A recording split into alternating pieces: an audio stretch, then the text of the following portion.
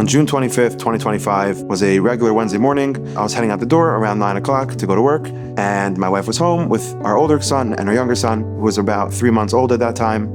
My friend, who would typically drive me to work, usually stops off on the way at a bagel store, and as I was about to order, I felt my phone buzz at around 9:13 a.m., and I look at my phone, I see my wife is calling, and I just hear pure hysteria. My wife was getting my older son ready for playgroup, and it kind of like dawned on her that she hasn't heard the baby in a while, and she decided just to go into the room to check on him, and she found him completely still and blue. She was able to actually administer some level of CPR on her own. I quickly call my father, who was on Hatzalah for 15 years, and I just say, get to my apartment as soon as possible. I get to the scene, I see Hatzalah, ambulances and cars all over. I knew it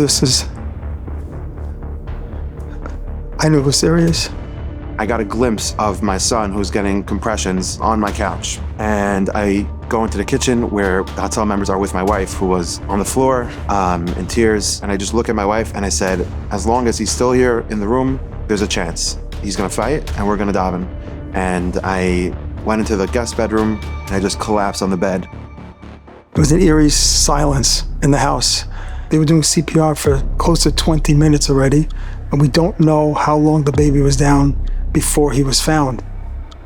And so every second that went by, I knew that was B'derech HaTeva, he may not come back. Sorry. I just keep davening and davening, and I come out back to the kitchen, blank stares. I'm going to my father. I'm saying, you have to do something. Like, this is your grandson. Like, you're on Hatzalah. And he's just looking at me, and the look was just devastation. I knew I had no choice. I had to prepare for the worst. I went outside, and we started getting the wheels in motion for the next step, just in case. I run back into the room, and then all of a sudden, it hit me. I remember that morning I had been watching Vayimaen like I've been doing every day for the last 3 years, and it just kind of clicked, like, I know what I have to do. And I said, Rabban Shalom, my eyes are yours. My eyes are yours, and I just kept repeating that to Hashem. YouTube, Instagram, it's done, it's over. We all couldn't believe it. Just out of nowhere, Pulse came back. Everybody was so excited.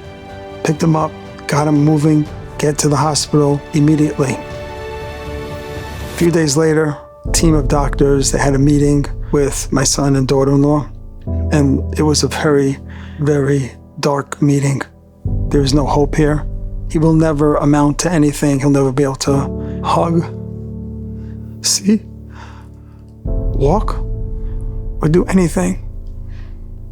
They were so sure of it. The next day, he actually started breathing on his own.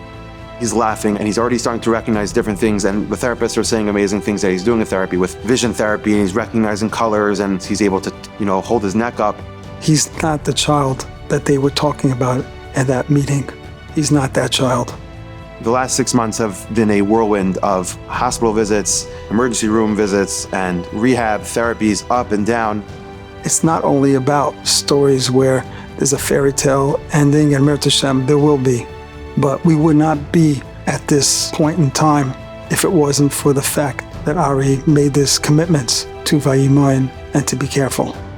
I'm begging you, the viewers, to take on something small, something in Shmir Sinayim and Kedusha, for Schus, for Yeshua Levi, Ben Huva Malkachana, who has a long road ahead, but I know that it's in the Schus of Shmir Sinayim that he is where he is today, and I know that that's what's going to get him to where he needs to be.